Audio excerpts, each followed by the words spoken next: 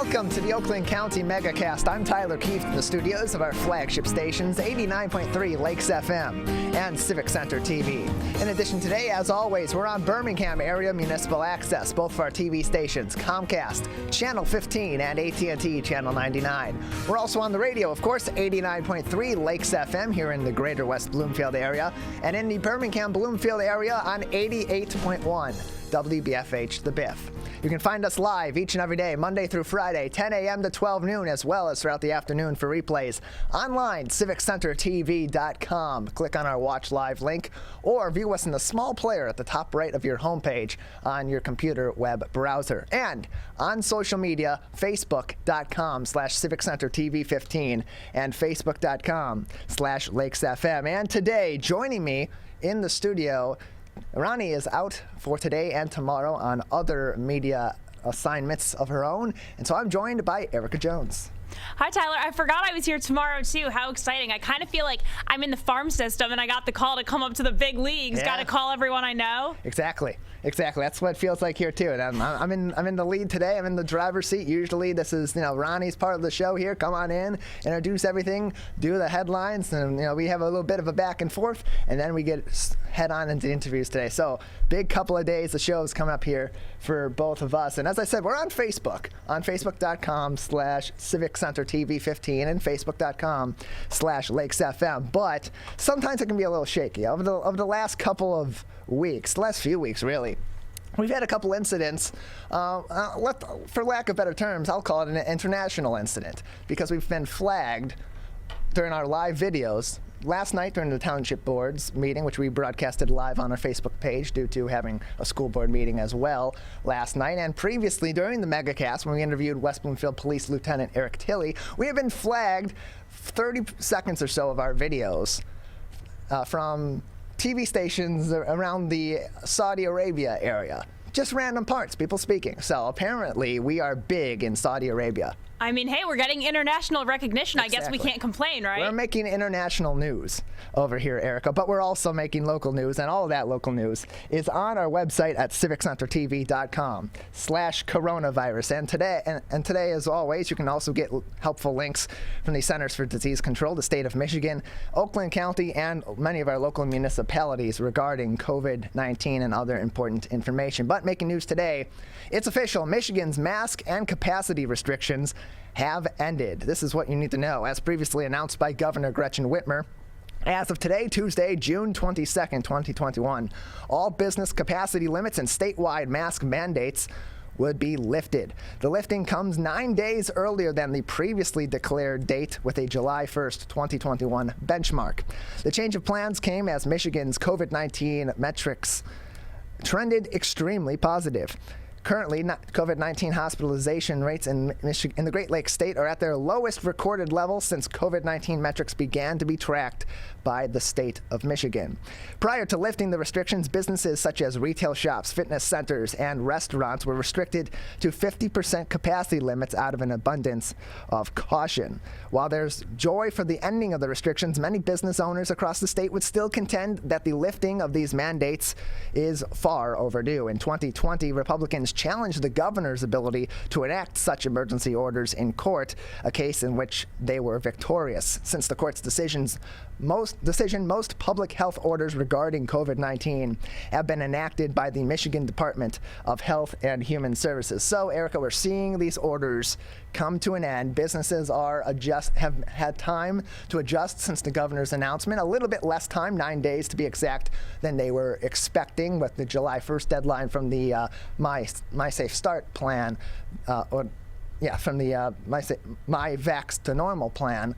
My apologies, that the governor had previously been had in place. But today, everything's back open. The mask mandates are lifted in public places across the state, and we are effectively ready to go. Tyler, I'm not going to lie to you. I sort of thought the mask restrictions were already lifted, because I know for the past few weeks, since at least I've been home from school, it's been kind of up to individual businesses to decide what they want to do. And there are a lot of places where you walk into and you don't need a mask. So does this mean now that individual businesses aren't even allowed to declare that people wear masks anymore? There's just no masks, period? To clarify, that is the state's orders. So previously, the states had ordered that all businesses had to enact certain safety precautions such as capacity limits and mask mandates and mandating that customers wear masks and social distancing practices. They're no longer mandated by the state to do that. However, should these businesses decide to take it upon themselves to put these orders in place, because we are still not at that herd immunity point, that 70% or greater threshold of people fully vaccinated against COVID-19, they are still welcome to do so. Okay, that makes more sense. Do we have any statistical updates on how close we are to that threshold? We're still very far away. And as we've been saying over the last couple of weeks here, and Ronnie and I have discussed this at length, the numbers continue to trickle in very, very slowly. There was a lot of momentum at the beginning because people were clamoring to get the vaccines, and now there's really a problem in place where Michigan and many other states in the union have too much vaccine and are not using them. And we've had an article previously on our website, civiccentertv.com/coronavirus, that these vaccines are at risk of going wasted if they're not put into people's arms or distributed elsewhere within the next coming weeks. So, other headlines making news on civiccentertv.com/coronavirus, the big election year coming up here in the state of Michigan, including our gubernatorial primaries and general elections in 2020, which will be in 2022. The Redistricting Commission makes a case to the Michigan Supreme Court for a new timeline to draw the redistricting maps. The Michigan Independent Citizens Redistricting Commission, which is tasked with redrawing the state's district lines for state and federal elections, has expressed the need to extend the deadline for submitting redrawn district lines for 6 months. The extension has been requested due to delays in receiving critical U.S. Census data, which provides critical information including population numbers as well as demographics, including race, sex, and age, as well as many other factors, which of course play in to redistricting decisions. The general counsel for the Redistricting Commission, Julianne Pastula, referred to the situation as, quote, untenable, and closed quote. However, Michigan Supreme Court justices have not been very quick to grant the deadline, with one justice, that being Justice Viviano, even calling the request strange in this article from the Detroit Free Press. Mounting factors such as natural disasters, the COVID-19 pandemic, and civil unrest or protests, mostly last year around this time in June, have been expressed as factors in the delays in this critical data being distributed, according to the U.S. Census Bureau. The state constitution mandates that the commission have maps drawn by September 17th, and following a 45-day public comment period, adopt those maps by November 1st. The commission has received support in its petition for a deadline extension from Deputy Solicitor General Ann Sherman, as well as Secretary of State Jocelyn Benson. This is the first time that this commission has enacted this redistricting. Previously, it has been done through the state legislature, which has led to, of course, partisan gerrymandering.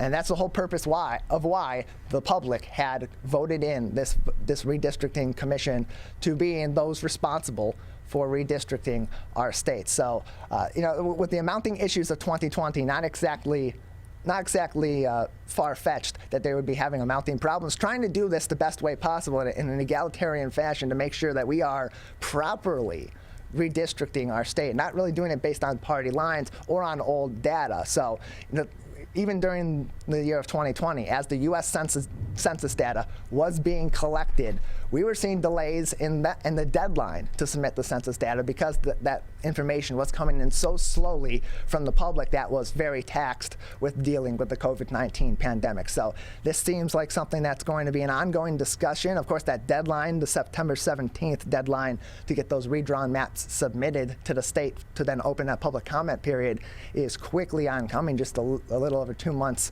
away at this point.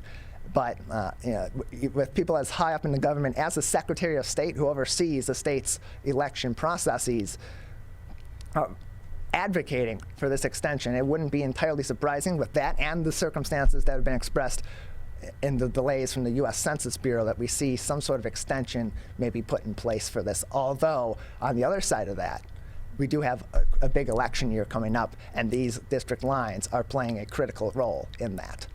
Yeah, that's definitely true. And I know you said we have a 45-day public comment period. Do we have any guidelines as to what that public comment period entails? Is anyone just able to go on a platform and make public comments, or is it a little more organized within that 45 days? Do we know? Well, as far as I know, and this is what they've done so far, they have had several public meetings throughout the state of Michigan, the Upper Peninsula, and throughout the Lower Peninsula as well, to get public comment from those out in the general public on what they want to see in the redistricting process, how they want to see their local area be impacted by this redistricting. I would imagine something similar along those lines, as well as online input and virtual meeting capabilities to be in place there for people to have their voices heard as this redistricting goes on. Of course, they're looking at a 6-month delay in that. Of course, that would have big impacts on the upcoming primary elections in 2021 and, of course, the general election in 2022.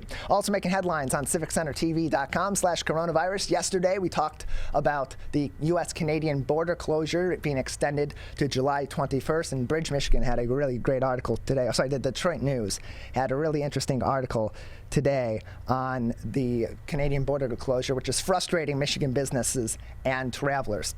For 15 months and counting, the Canadian government has closed its borders to the United States for non-essential travel due to COVID-19. The moratorium was extended once again this week through at least July 21st, 2021. The moratorium on non-essential travel is having a great impact on Americans and Canadians alike, preventing property owners from crossing the borders to check on their properties, and of course families from visiting one another on either side of the U.S.-Canada border. Business advocates say that the state border closure may prove extremely costly to the Michigan tourism industry, which saw over 1 million Canadians cross the border to visit the state of Michigan in 2019, the year before the pandemic. The monetary impact of this closure could be upwards of $26 billion. Travel Michigan's Dave Lorenz, who we've had on this program many times, in this article from Bridge, Michigan, was quoted saying, quote, "Travel and tourism is not just about those leisure activities that we normally think of, like golfing. A big part of it is at the retail end. The two biggest things that people like to do when they are on a trip is shop and eat. Tourism is by and large small business, mom and pop businesses," and closed quote. These financial gains do not just go from the Great White North to the U.S., they also go the opposite way as well. Michigan exported over $20 billion of products to Canada the year before the COVID-19 pandemic. And while this extension is only out for another month, we've seen Canada continue to extend these border restrictions to non-essential travel. Now, essential business travel between the countries has continued in some capacity with great restrictions put in place, and we've seen some travel also be allowed for Canadians to leave the country and then come back with a 14-day quarantine period. And there has, in an article we had yesterday on the Megacast, they have expressed some interest in potentially putting rules in place to where some people that are vaccinated in Canada may not have to quarantine when they go back in to the country. So how much longer these restrictions really stay in place is still in question. That being said, the biggest impact here, I believe, is Canada's vaccine process, which has been a ways behind the United States, and in certain provinces over there has been quite lackluster. So they're a ways behind us here in the U.S., and kind of on the outside looking in. That's definitely having an impact as the Canadian government tries to prevent any COVID-19 crossover from the United States, or bringing COVID-19, particularly the Delta variant, which is a big concern right now, over to the U.S. Yeah, and not even so much just travel and tourism. I know, especially for people that live in this area, we're only about 30 minutes from the border, so just going to Windsor for the night to gamble and hang out is a huge thing that people do over here. So it's also having a big impact on people's social lives and their day-to-day weekend plans, stuff they do like that. I was honestly surprised to hear you say that in 2019 there was 1 million travelers, I think you said it was. I would have expected it to be way more, because crossing the border for people from here just to head over to Canada is such a common thing to do. Yeah, it is, and the U.S.-Canada border at Detroit is the most heavily trafficked U.S.-Canadian border all across the United States. And Michigan, of course, is a big international port for people coming in from overseas at Detroit Metro Airport, of course. And so having that international travel is critical to Michigan tourism, especially during the summer, where a lot of people are coming to Michigan to to go sightseeing, to see places like Tequamanon Falls or Sleeping Bear Dunes and experience Lake Michigan and beach life over on the western side of the state, or go down and visit the city of Detroit and see other attractions around our local area here as well. So a continued impact on Michigan's tourism industry and Canada's as well. As a lot of families, as mentioned in this great article from Bridge, Michigan, go over the border to visit their family cottages and visit just family in general that live very close over in Canada. Also making headlines, civiccentertv.com/coronavirus. It's official.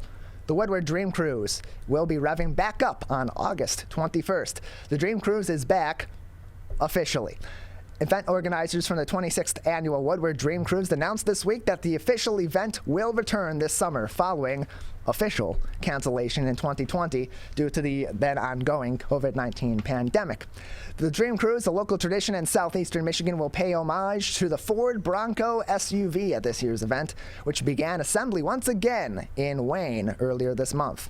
Organizers said that the 1966 Bronco will be the, quote, featured heritage vehicle, end close quote, of the 2021 event. The M1 Concourse in Pontiac is, of course, hosting Motor Bella this summer, and there are other festivities planned around the traditional festivals, such as Roadkill Nights drag racing that will also return during this August's event. Now, of course, the Dream Cruise proper was canceled last year due to COVID-19. That did not, of course, prevent cruisers from participating in a informal Woodward Dream Cruise in 2020. But this year, the official event is back. All the festivities that you would expect down on Woodward during that week in August and the week before, with other festivities, as mentioned in this article, such as Roadkill Nights drag racing, will be back in 2021. A big attraction, as we said, we talked about tourism. This is a big attraction to our local area, especially for places like Birmingham and Berkeley and Royal Oak down there on Woodward. Yeah, well, let me tell you one positive thing about it being canceled. I know definitely if you have a business down there when the Dream Cruise is going on, it is hard to get to it. My parents' law firm is out in Royal Oak on Woodward, and wow, when that's going on, I mean, even parking there, getting to work every day, it is hard. So that was, I guess, one good thing we got with that, but definitely exciting to see events like this coming back. I know that's a thing people will dress up and go to. It's a very lavish kind of thing that everyone likes to do. Yeah, it is, and it's good to see big events like the Woodward Dream Cruise coming back this year. Of course, we have lost other events that were supposed to be coming up this summer, such as the North American International Auto Show, which of course has been replaced by M1 Concourse's Motor Bella event, and they'll also have other events, as was stated in this article on our website at civiccentertv.com/coronavirus. Throughout the weeks leading up and during the week of the Woodward Dream Cruise. Of course, you can find all of those headlines and more information on our website, civiccentertv.com/coronavirus, as well as helpful links from the Centers for Disease Control and Prevention, the state of Michigan, Oakland County, and many of our local municipalities here throughout Oakland County. With that, we're going to take a quick break and begin today's show. Big show ahead of us today, a lot to talk about on today's program. Coming up in a 10 o'clock hour, we'll have the owner of S2G Medical Spa, West Bloomfield's newest medical spa. We'll talk to her about what exactly is a med spa, as it's called. And at 10:40, we'll have the founder and owner of Peace Lily CBD products will join us on the program. And then to kick off the 11 o'clock hour, we'll speak to John McNamara from the Michigan Restaurant and Lodging Association about how the impact of the restrictions being lifted here in the state of Michigan will be impacting businesses throughout the local area and how they've prepared for today's big reopening day. That coming up next here on the Oakland County Megacast on our family of TV, radio, and other media outlets. One of the things you can look for in your friends is a change in behavior. These can be big changes, they can be small changes in mood, physical appearance. They may be sleeping less or sleeping more, drinking more, or their eating patterns may be different. One big change that can be pretty obvious is change in motivation. Do they no longer want to play basketball? Do they no longer want to play video games?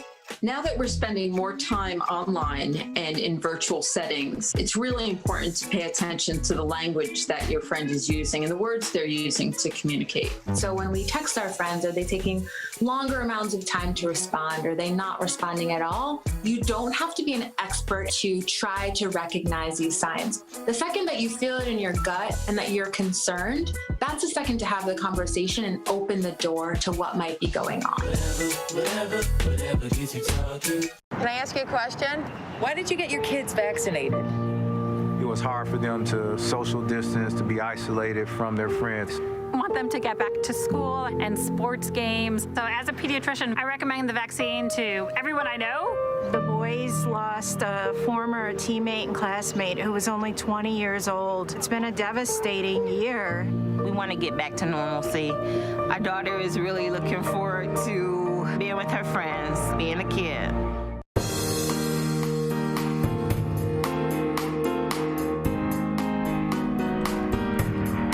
Welcome back to the Oakland County Megacast. I'm Tyler Kieft alongside Erica Jones in the studios of our flagship station, Civic Center TV, and 89.3 Lakes FM. Ronnie Dahl has today and tomorrow off. Well, there's a lot of businesses that are reopening today at full capacity, but some businesses in the local area have been opening altogether during the COVID-19 pandemic, including one right here in the greater West Bloomfield area that's hoping to make you feel a little bit better and relieve some of the stress that you've built up maybe during the COVID-19 pandemic. And that business is S2G Medical Spa. And we're joined now by their owner, Danielle Whitaker. Danielle, welcome to the Oakland County Megacast. Hi, thanks for having me. Good to have you on the show today. How are you doing? How's your team over there at S2G Medical Spa? We're great. We just actually moved to West Bloomfield, so we got everything nice and settled in and organized. So we are launching to the public on the 29th. We have our grand opening. So we all know what a spa is. It's kind of a day to go. It's kind of a place to go for a day to treat yourself and get different sorts of treatments. But what is a medical spa? Is there a difference, and what is that difference? So, like normal spas, we still do have facials and relaxation, hot stones. But we just kind of go a little bit further into some medical procedures. So we do some Botox. I'm sure a lot of people have heard of that. It's for kind of minimizing the appearance of wrinkles. It'll take some years off the face, pretty quick. We do dermal fillers, just injectables to enhance something, contour the face, jawline. So we just do a lot of medical grade, also even chemical peels. We're joined by Danielle Whitaker. She is the owner of S2G Medical Spa here on the Oakland County Megacast. And this is a new business that will be grand opening on June 29th, as you mentioned earlier on. And for you personally, as the owner of this business, starting this business, why this and why right now? So actually, we originally opened up right in the middle of the pandemic. It was our first location in Farmington Hills. Thankfully, we were able to stay open. We did make it through and, it even got to expand in the time. So I'm so grateful for that. So we're just very excited to be here now in West Bloomfield in this new location and see how everything goes here. So you're branching out, it's a new location, you're continuing on the business, but operating during the pandemic, especially earlier on when we weren't really able to go out and have those interactive experiences, whether it be at a place like a medical spa or a gym or retail locations, how were you able to manage continuing your business on and being able to then expand it during the COVID-19 pandemic when so many businesses were really struggling to just stay alive? Yeah, it was hard. So most of the girls, we would still come in, obviously masked up, and we were by appointment only. We could only see one client at a time. And then, in between just all the days where, it was very hard. People were scared to come out. They were scared to come to the businesses. So we really took a lot of our time to do our studying. We are very up on to staying with the new classes, the new procedures that are coming out. So we really just took the time to put together our new procedures and how we were going to expand into this new business and open up for more services. So before in Farmington Hills, you were also a hair salon, correct? Correct. Yes. Are you still doing hair at all, or no? And why is that? When you made the transition? So I actually, right out of school, was doing hair, and I had a salon and a regular spa. And of course, when I was 18, I got into doing the Botox. So I just, I started there was something that I was very passionate about learning. So obviously, and then I kind of got into the dermal fillers and chemical peels, trying to take, I wanted to keep my skin fresh. I would see other people's skin, I'd be like, oh, how did they do that? So then when I kind of started getting into all of the science behind what a neurotoxin is, Botox, Dysport, how fillers, take the years off your face, how you can contour things, it was just something I fell in love with. So from the hair salon, I ended up converting over straight from there is when I went into the medical field, and I actually dropped off the salon for the hair part, but I still kept my spa. Yeah, so I know Tyler talked to you a little bit about the difference between a med spa and just a regular spa, but you talk about transitioning over to the medical field. So what are some of the qualifications that you personally need to own and open a medical spa versus just a regular spa? What does that certification process look like for you? So a doctor actually has to oversee us, because we do obviously medical procedures here. All of the injectors, you have to be a registered nurse or a nurse practitioner. And everybody in the state of Michigan that does inject, you do have to be Botox certified, dermal filler certified. They're very, very strict here. You have to keep up on your licenses. Nothing can be expired. You have to keep up on your classes.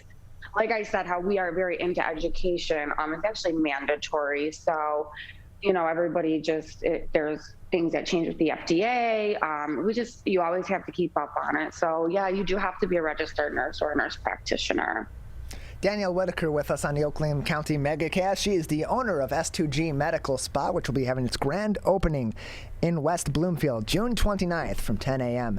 to 7 p.m. A ribbon cutting, of course, at 5 p.m. on that day. And Danielle, these are medical procedures. Your business is being overseen by medical professionals and are required to be medical professionals in some capacity to do a lot of these procedures. But what are some of the medical benefits or just the health benefits of procedures like your dermal fillers and the chemical peels and such?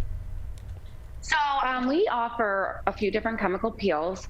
So we do a 2-layer chemical peel. We do a 3-layer chemical peel. So what we do is everybody has to receive a consultation, whether it's for dermal fillers, for neurotoxins, for peels, facials. We always want to go over and assess the area that we're going to be working in to determine what is right for them. Obviously, we get people that call and they'll say, oh, I really want Botox. And so we're like, well, okay, let's get you in, but really they need some dermal filler. So like I said, we just like to assess the area with, one of the nurse practitioners or registered nurses, just to make sure what we're doing is right for that client. So our medical grade peels, we offer the Perfect Derma Peel. That is a great peel to do, every even 6 to 8 weeks. Some younger people could get away with doing it maybe, in the fall and then before summer. So it brightens, freshens up the skin, gets you back down to that baby skin. It helps beautifully with sunspots and hyperpigmentation. We also carry a whole skin line, SkinCeuticals. It's a very well-known skincare line here. It offers vitamin C. It's very good for anti-aging, blemish control. Obviously, you want to keep up when you're in the sun on your SPF. So this line offers everything, and it has a beautiful moisturizing line also to keep that skin, nice and refreshed, and just keep it nice and smooth with SPF, so you're not damaging the skin, getting the sunspots, and increasing your fine lines and wrinkles.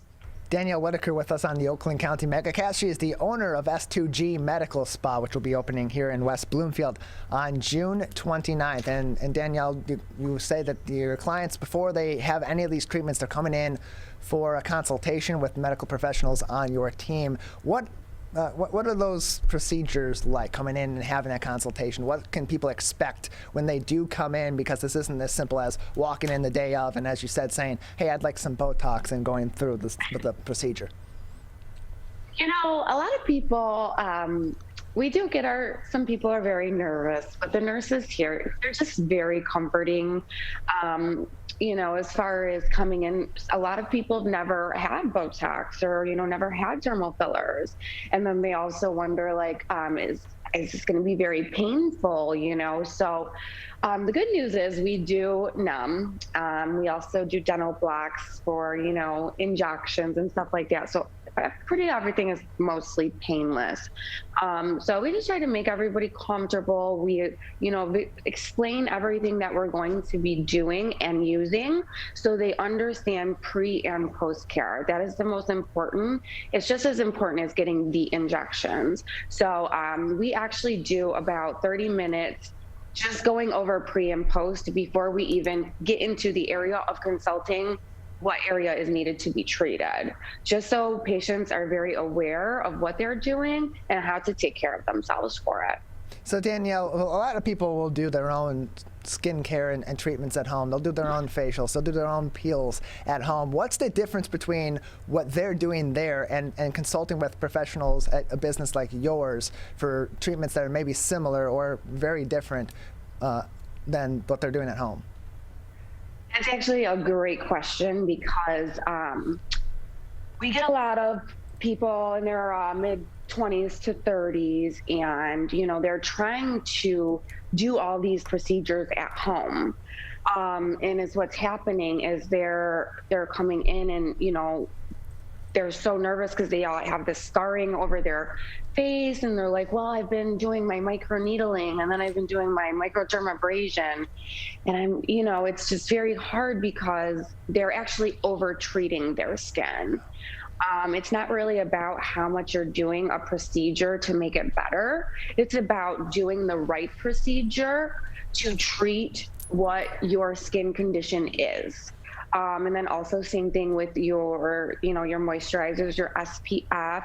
You want to be using something, you want to be on a skin regimen. You don't just want to make something up because it says, good for acne.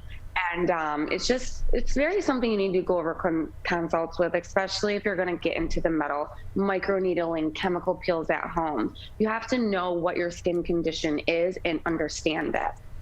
Danielle Whitaker with us on the Oakland County Megacast. She is the owner of S2G Medical Spa, which will be opening here in West Bloomfield at the end of the month of June. June 29th is their grand opening with a ribbon cutting at 5 p.m. And Danielle, you mentioned earlier that after treatment at a medical spa such as yours, there is some of that at-home work that needs to be done for maintenance care as well by the patient themselves, by the client themselves. So before or even after people come in for treatment, what should people be doing at home safely to take care of their skin, so that either they don't have to regularly be seeking the help of a professional, or to help them supplement the help that they are getting from professionals such as yours at your business?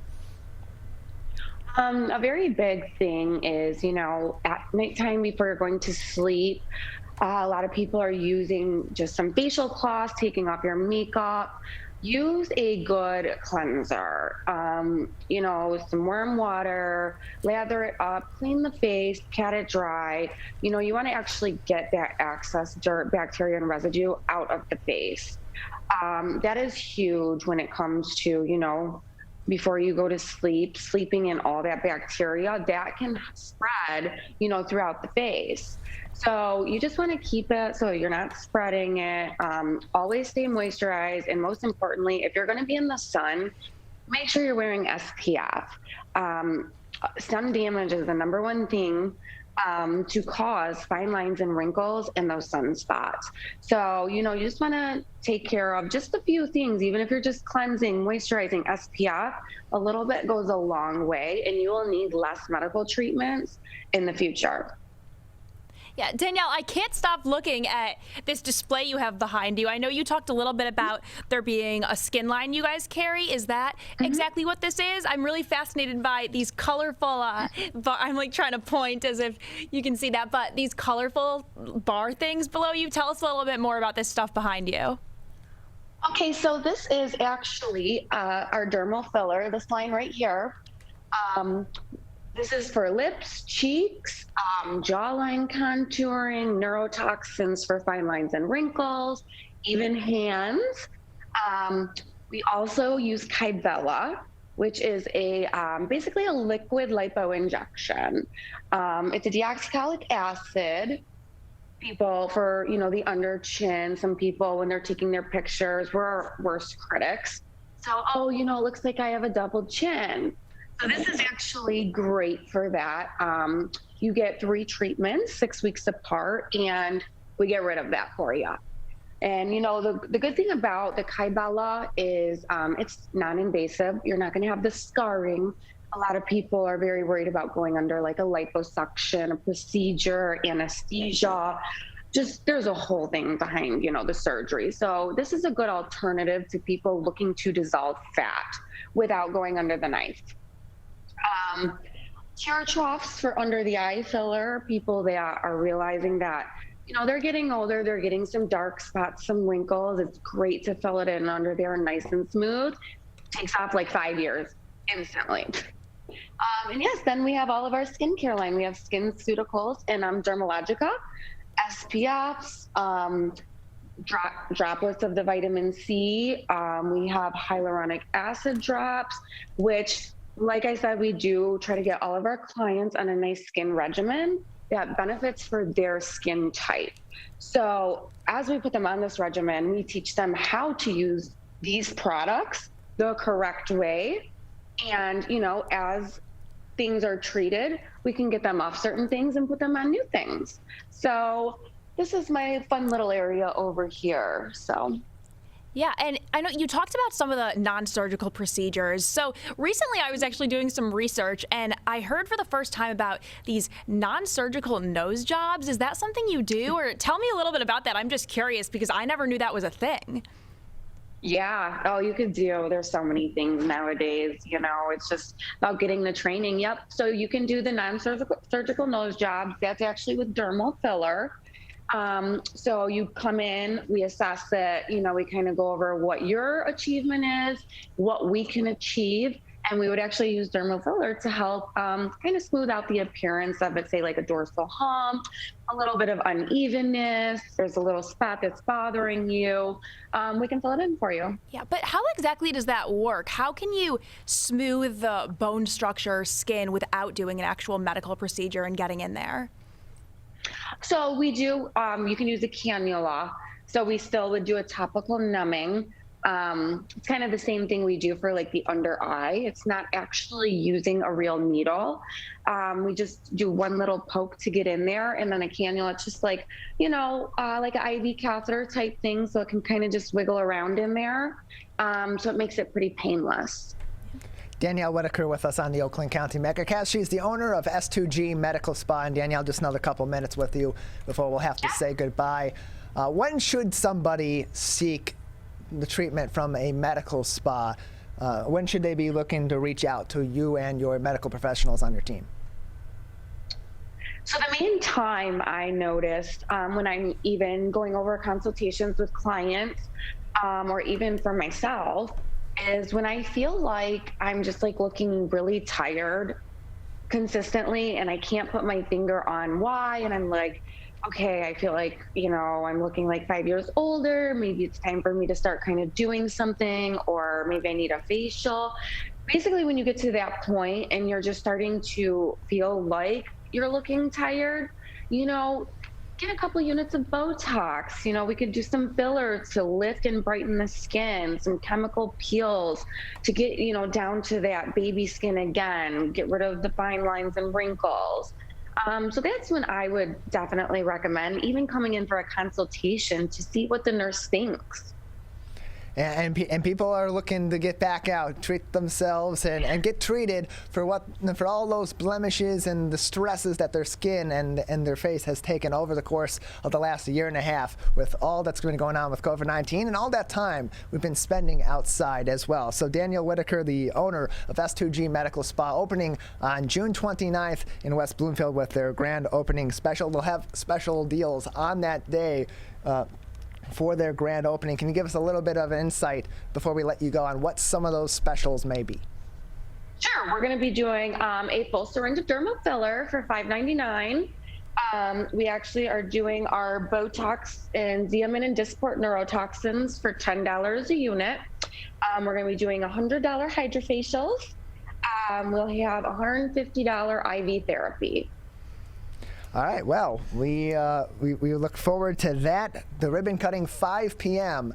on June 29th with the full grand opening event will be at June 29th, 10 a.m. until 7 p.m. at the new S2G Medical Spa. Before we let you go, Danielle, where is your location located here in West Bloomfield?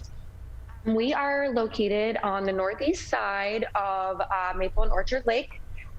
We are behind the Orchard Mall. And we're next to Salon Centric. Wonderful. Well, thank you very much for joining us today.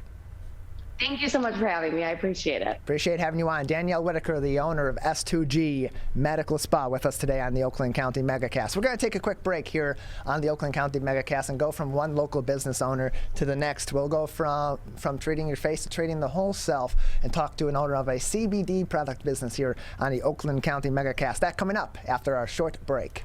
Can I ask you a question? Why'd you get vaccinated? I'd like to go to these school dances and spring break to have fun. I want to be in person for college next semester. I want to get out of this pandemic. I wanted to protect the people around me.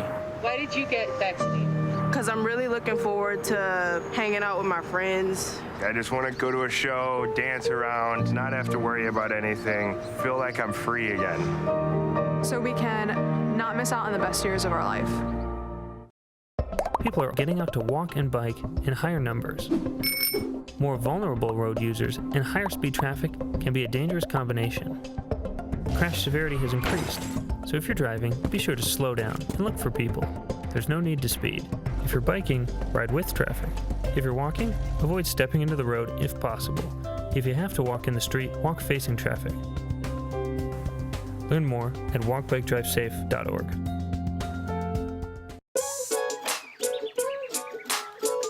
One of the things you can look for in your friends is a change in behavior. These can be big changes, they can be small changes in mood, physical appearance. They may be sleeping less or sleeping more, drinking more, or their eating patterns may be different. One big change that can be pretty obvious is change in motivation. Do they no longer want to play basketball? Do they no longer want to play video games? Now that we're spending more time online and in virtual settings, it's really important to pay attention to the language that your friend is using and the words they're using to communicate. So when we text our friends, are they taking longer amounts of time to respond? Are they not responding at all? You don't have to be an expert to try to recognize these signs. The second that you feel it in your gut and that you're concerned, that's the second to have the conversation and open the door to what might be going on. Whatever gets you talking.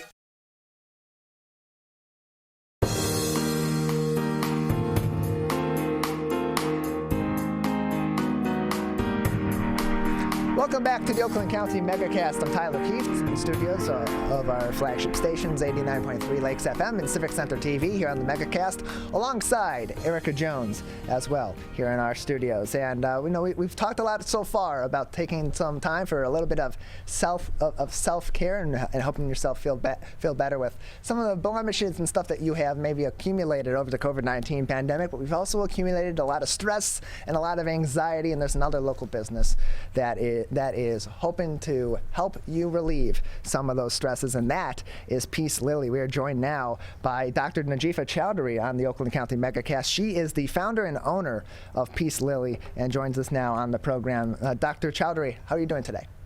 I'm doing great. How are you doing? We are doing fantastic. So tell us a little bit about your new business, because you are a pharmacist. You are a medical professional and have now gone into business in CBD products. Why make that change? What encouraged you to go into this specific business?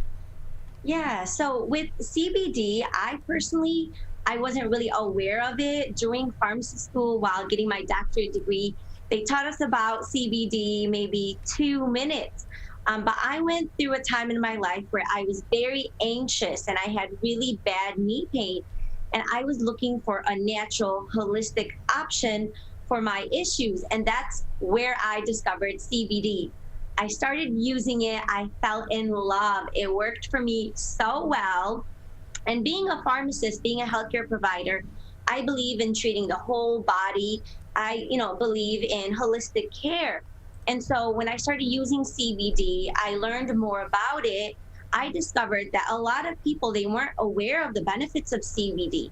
And so my mission is to just empower all of my patients, empower my customer, let them know about all of the options out there, and then they get to decide what's perfect for them. And so everything just felt right when it came to CBD, and I took that leap of faith and I started my CBD business 2 years ago.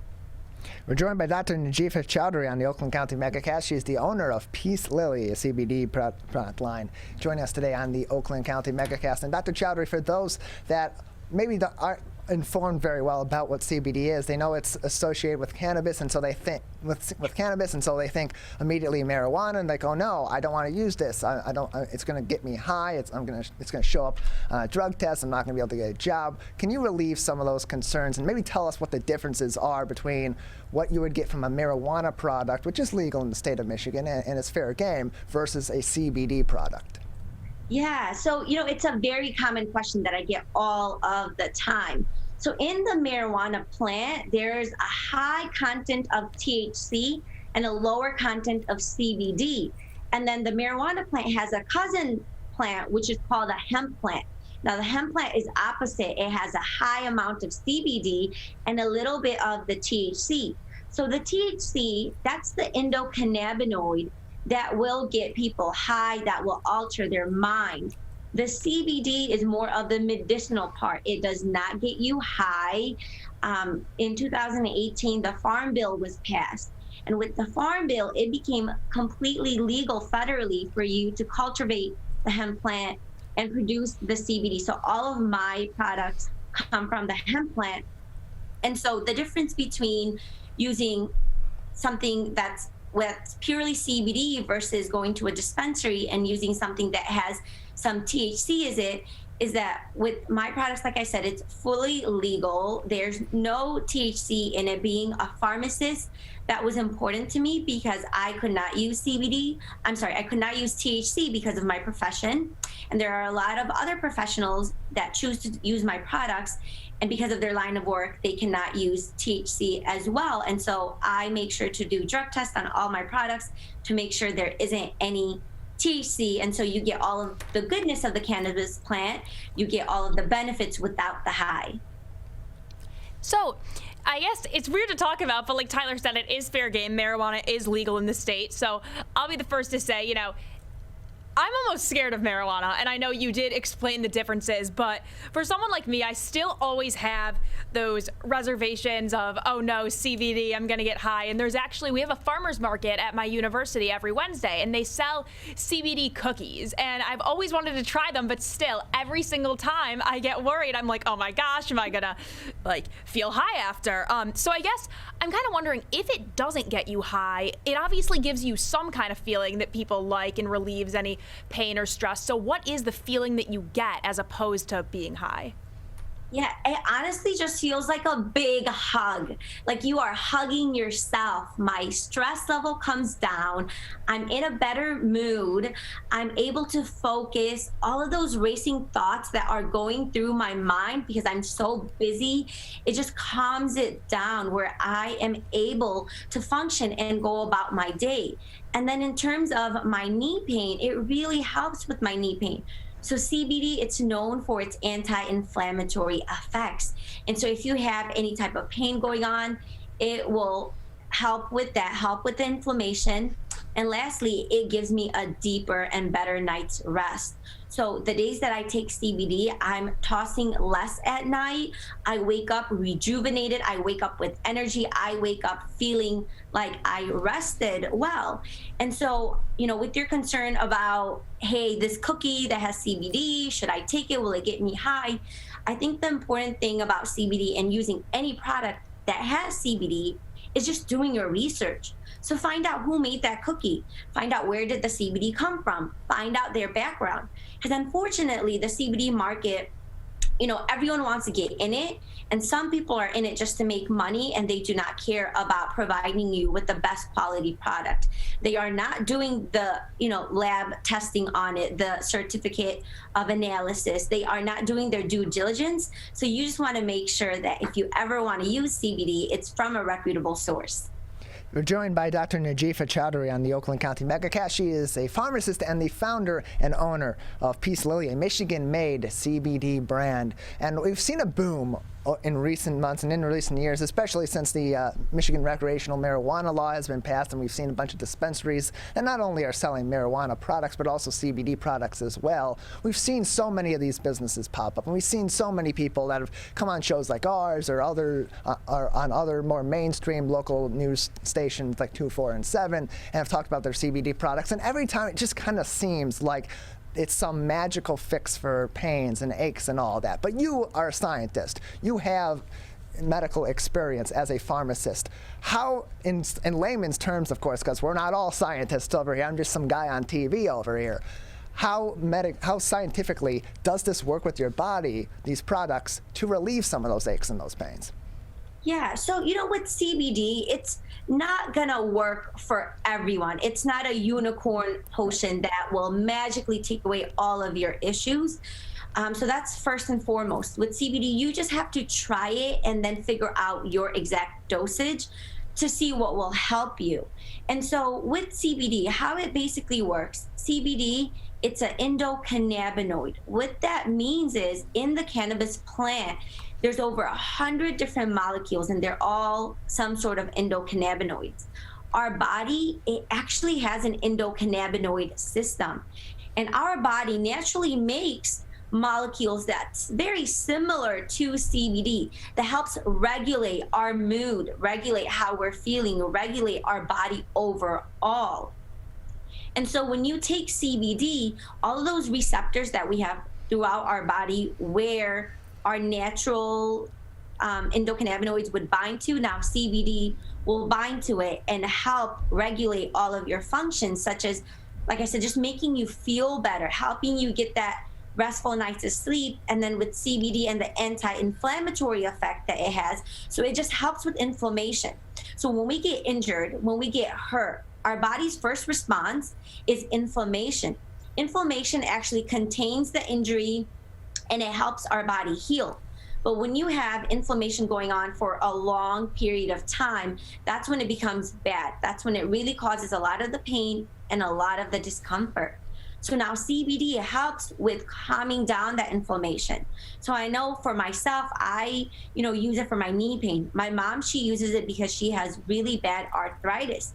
And in arthritis, there's just a lot of inflammation going on. And so when you are able to take CBD, whether you take it orally by mouth or you apply it topically, it will help with the inflammation in that sense. Are there differences between topical versus oral ingesting of CBD products and how it affects the body, or is it just a matter of response time? Yeah, no, that's a great question. So next to me, I do have 2 products. So I have this one, which is the pain relief cream, and then I have this one, which is the tincture. It's an oil. And so if someone's inflammation and pain is severe, I always recommend for them to get something to take by mouth, so it helps with the inflammation from within, and then get the cream to apply topically. If someone wants to use CBD to get a better night's rest, to help with their mood, then I would recommend for them to try something orally so it can help within their body. So it really depends on why someone wants to use CBD. And then if they want to use it for pain, the topical and the oral will work, but then it depends on their severity of the pain and where it's located and what's causing it. Dr. Najifa Choudhury joins us on the Oakland County Megacast. She is the founder and owner of Peace Lily, a Michigan-made CBD product, and is also a pharmacist. And Dr. Choudhury, as you said earlier on, this product doesn't work necessarily for everybody. It isn't for everyone, like any other treatment or any other product that may be out there. So for those that may be having some of those aches and pains and maybe be interested, who should be seeking consultation or even trying out these products, and who should not be? So I think anyone that wants to better their mood, get a better night's rest if they are in pain, CBD is an option. So it's all up to the consumer. And like I said, my mission is to empower my consumers, empower my patients, empower my customers, just educate them on CBD, how it works, and then for them to decide if it's for them or not. So CBD, it can be used for a wide variety of things, and it can range, the age range of who's using it. I have so many customers that are younger, Gen Zs, millennials, and then I have a lot of customers that are in their 50s, 60s, 70s using it. Certain patients that I would not recommend CBD for would be patients that are on certain medications. So if you are on a blood thinner, because you have a clotting issue or you have atrial fibrillation, so your heart doesn't beat normally, I wouldn't recommend CBD. If you have seizures or epilepsy, I would highly, highly recommend go talk to your doctor. Let them know you're interested in CBD. Let them know you want to use it, because with CBD, there can be certain drug-drug interactions with certain medications. And so I always want my patients, my customers, to go and let their doctors know, so then they can just easily monitor the concentration of their drug in their body. So like warfarin, a lot of seizure medication, we can easily do a blood test and see where's the level of that drug. Is CBD interacting? Is it altering the effect? And so for those patients, I would say, just talk to your doctor, really let them know, do your research before starting. Dr. Najifa Choudhury with us, founder and owner of Peace Lily CBD Products, a Michigan-made CBD product here on the Oakland County Megacast. And Dr. Choudhury, a lot of parents and a lot of parents, school officials, community coalitions, and the likes are very concerned with recreational marijuana and CBD products being available on the market and potentially getting in the hands of children. For businesses like yours that sell CBD products, and for yours specifically, are these available to only certain age groups of people? What is the minimum age and requirement for someone to be able to acquire such products? Yeah. So, when it comes to a pure CBD product that has no THC in it, so my tincture, when I do the lab testing on it, the THC content is non-detectable. And the interesting thing is there is a FDA-approved drug on the market that's purely CBD, and that is approved for kids that have severe form of epilepsy. And so our government is saying kids can use CBD for epilepsy. I do know a lot of parents that give CBD to their kids to help them focus, to help them out if they have a lot of stress and anxiety going on with them themselves. So I understand the concern of parents worrying about, because there's so many products out there and not all of them are pure CBD like mine. It might have THC. So that is very concerning for a parent. You don't want your kids to ever take something with THC in it. And so I think as a parent, we just need to really educate our kids. A lot of the times we think kids aren't old enough to understand, or we can't have this conversation, but they're very knowledgeable. And as parents, if we are not educating our kids, then someone else will, whether it's their friends or their friend's older brother or sister, then they'll get that information from them. Dr. Najifa Choudhury with us. She's the owner of Peace Lily, a Michigan-made CBD product. And Dr. Choudhury, when you're forming this business, of course, you have your story and how you came into contact with CBD products and how it benefited you, and that, of course, impacted you starting this business. But how did you come up with the name? How did you come up with Peace Lily for the name of your business?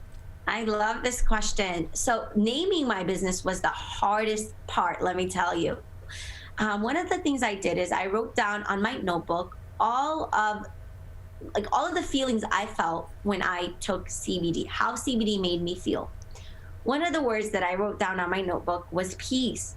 It made me feel at peace. It brought peace into my life. And so I really wanted a product to have that word peace in it. Another thing that I just love houseplants. And so I was talking to one of my best friends, and she was like, hey, you love houseplants. Why don't we just throw out names and see if one sticks?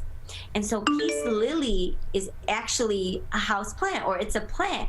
And so when that came up, I was like, aha, like that makes so much sense for me to name it Dr. Peace Lily, because it has that word peace in it. It's very soothing. The, meaning behind the plant, it's so beautiful. And so I just knew it the minute we spoke about naming it, Peace Lily. I just knew that would be the name.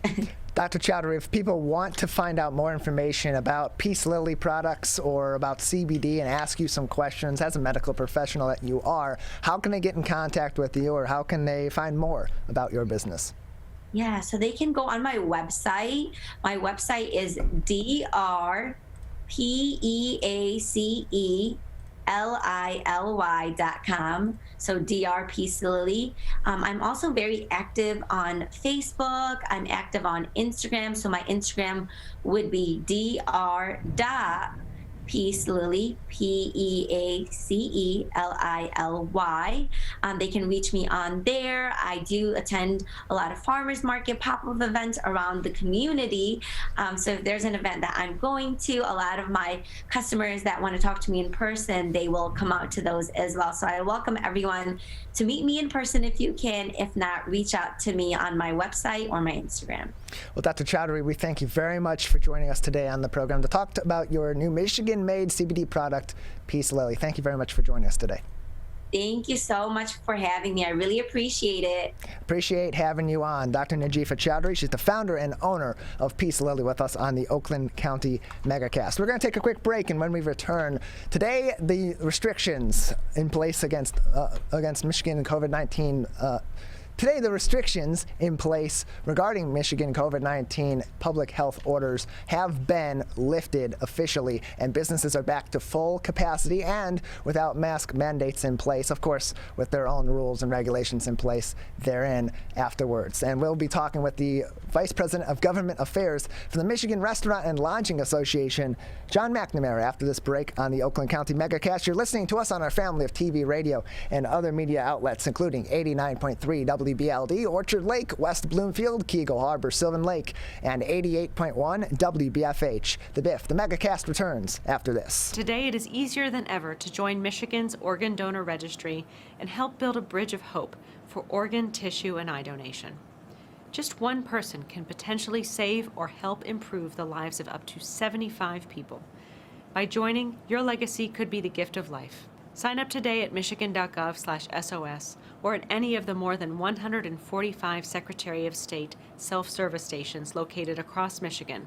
Be part of Michigan's Bridge of Hope by adding your name to the Organ Donor Registry. Who is struggling right now? I am. My son is. Many are struggling with anxiety, depression, and substance use. Before it becomes a crisis, reach out to MyCal, the Michigan Crisis and Access Line, for free confidential support 24/7. Available in the Upper Peninsula and Oakland County. Just call or text 1-844-44-MyCal or chat online at michigan.gov/MyCal. A message from the Michigan Department of Health and Human Services. Motorcyclists are hard to see. To keep everyone safer, it's important to always look for them and know where most crashes occur. 84% of motorcycle and vehicle crashes happen on streets, not highways. And most crashes with motorcyclists occur when vehicle drivers are turning left. So before turning, especially to the left, make sure you look for motorcyclists. Then look again. It could save a life.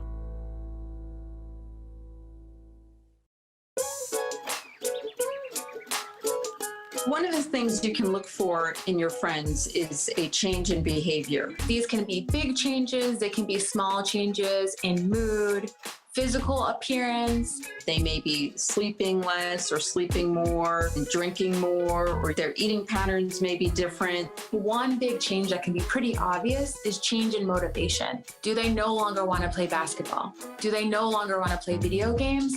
Now that we're spending more time online and in virtual settings, it's really important to pay attention to the language that your friend is using and the words they're using to communicate. So when we text our friends, are they taking longer amounts of time to respond? Are they not responding at all? You don't have to be an expert to try to recognize these signs. The second that you feel it in your gut and that you're concerned, that's a second to have the conversation and open the door to what might be going on. Whatever gets you talking.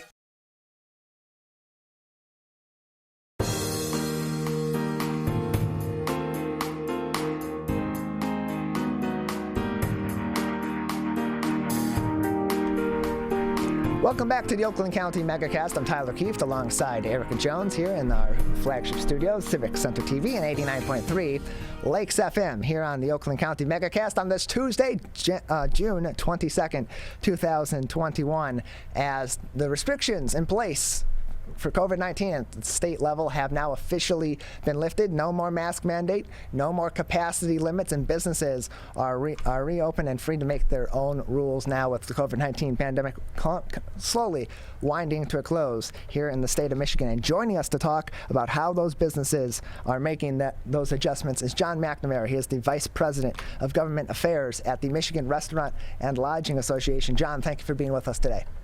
Thank you for having me. It's a good day in Michigan and a long time coming, that's for sure. Yeah, so these businesses have had a little bit of notice here in the last couple of weeks as the governor announced a 9-day premature, let's call it for lack of better terms, change in this rule, which was of course supposed to expire on July 1st. Instead is 9 days earlier here on June 22nd. How have businesses been adjusting and been preparing to go back to full capacity? I think at first it's just, double checking that they have everything right and they are operating within the order. But then it's also trying to strike that balance of, do we want to continue masks for a bit? What do we do with our employees? Should we require them to wear masks? And then, I think there's going to be lots of, stops and starts and changes along the way.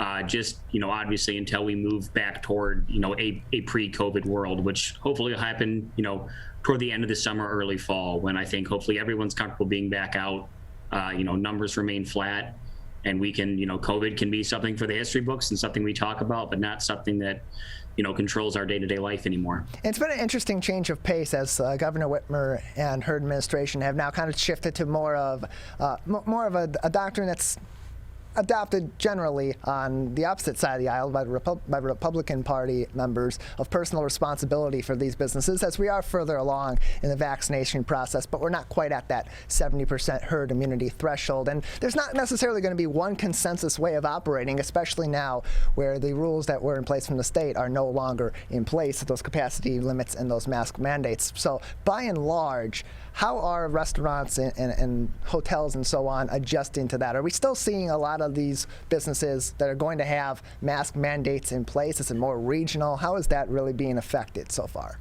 I don't think so. I think you're going to see most people will immediately get rid of the mask mandate, and that's simply because now that the government is no longer requiring it, they don't want to be the police and try to enforce that. When it was mandated by the state, it was easy to say, we like it, we don't like it. This is what you got to do. Obviously, if anyone wants to wear a mask into a restaurant, that's completely allowable, and it'll be allowable for as long as anyone would like to. But in terms of, I think you'll see most people drop the mask mandate, as of when they, open up here in the next couple minutes for lunch. Yeah, so with restaurants being able to have full capacity, that makes me think you're going to need double the stock in all your food. So I would think that for cost, of course, when they were operating at half capacity, they weren't purchasing the amount of product that they would need. So are restaurants all of a sudden having to stock up a lot more than they have for the past year and a half? How is that looking for preparation? No, so they will need to stock up, but as restaurants have not been ordering as much, companies like Cisco and Gordon's have also not been ordering as much, and people have not producing as much. So there's definitely going to be a lag in the supply chain. here for a while. And obviously, you're seeing some food costs are extremely high. Right now, you're seeing a lot of places are pulling chicken wings off the menu simply due to supply chain issues. So I think it'll take some time to catch up, and that's just going to be, part of this story as well. And hopefully everyone can just be happy to be out in a non-mask mandate world. And, if they don't have your favorite thing, go to your next favorite thing, and they'll be happy to get ready for you. And there's still that balance there too. John McNamara with us, Vice President of Government Affairs at the Michigan Restaurant and Lodging Association, because while you're now back open to full capacity here in the state of Michigan, you can have your restaurant be full. These businesses, frankly, over the past several months have been having a major staffing issue. They have not been able to get new people in, and that's of course another argument, another negotiation that's still ongoing at the state level regarding the unemployment benefits and how those are impacting staffing and the ability for these businesses to hire. So how are they factoring that into their reopening full capacity plans? Because staffing has not exactly been easy for them, and they're going into a busy summer season.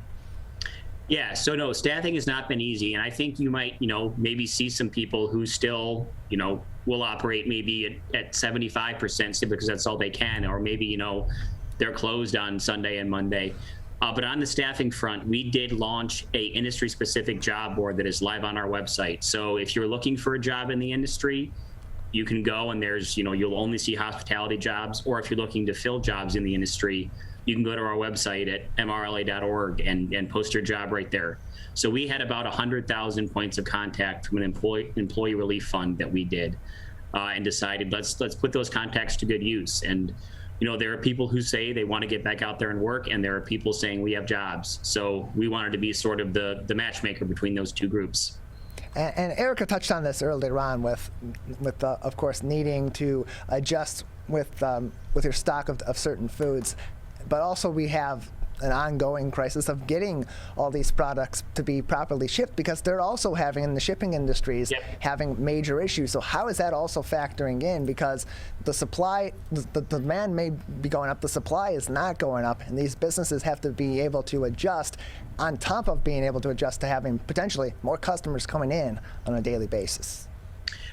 Right, and I think that's going to be part of this process of getting back to a pre-COVID world, and it will require some flexibility, and it's also going to require that all of a sudden you might have this for a while and then you don't, and it's just going to be able pivoting different products for different uses, but also you'll probably still see limited menus here for another couple months, simply due to the fact that it's just going to take the supply chain time to catch up with everyone ordering for full capacity and not half capacity or no capacity and takeout only. So I'm not sure if you were using this as a hypothetical, but you mentioned chicken wings being something you might see taken off the menus. Is that actually a supply issue? No, that is a very real example. I mean, there's a lot of restaurants who the supply chain for chicken wings is just incredibly disrupted, and they have pulled them from their menus simply based on cost. Yeah, so my question with that is, if I'm Buffalo Wild Wings or Wingstop or a place that is my product, chicken wings, and I could never afford to take them off the menu, do I get priority over places where it's just one appetizer out of 15 other appetizers? Sure. I mean, if you're Buffalo Wild Wings, obviously you're an industry leader, and I mean, you're going to be buying in such bulk that you're not going to be hurt as bad. But there is a Buffalo Wild Wings in the state of Michigan that ran out of wings at one point. That's how stressed this supply chain for chicken wings is, and there's a couple different restaurants here in the Lansing area that took them off simply because they'd have to charge, $20+ for an order of wings, and they don't want to charge that to their customers, and their customers probably don't want to pay $20 for 12 wings. John McNamara joins us on the Oakland County Megacast. He is the Vice President of Government Affairs at the Michigan Restaurant and Lodging Association, as Michigan restaurants and hotels and other businesses throughout the state today, especially in other industries such as retail and fitness facilities, are now reopened to 100% capacity and no longer have a mask mandate in place. That being said, John, we live in a different world. We've all been through a lot in the last year. We've learned a lot of lessons, and a lot of new practices have been put in place, of course, to prevent the spread of COVID-19. What are some of the common practices that have been adopted as a result of the pandemic that will most likely continue at a lot of these businesses as the pandemic comes to an end and now that restrictions aren't in place? Yeah, I think first and foremost, you're probably going to see lots of QR codes remain on tables. I think one, the cost of the paper menu is something to take in, but they're still happy to provide that menu if someone doesn't have a smartphone, but I think that's an easy way for them to continue to do that. I think you'll continue to see, encouraging of reservations and online ordering. And then also, some of the more touchless payment options that you've seen of, maybe it's the Toast, little Toast computer they walk around and they can print it off and you can, scan your receipt from your phone and just pay there. But I do think you'll see some of the efficiencies that were created due COVID-19 stay simply because, it makes good business sense to do so.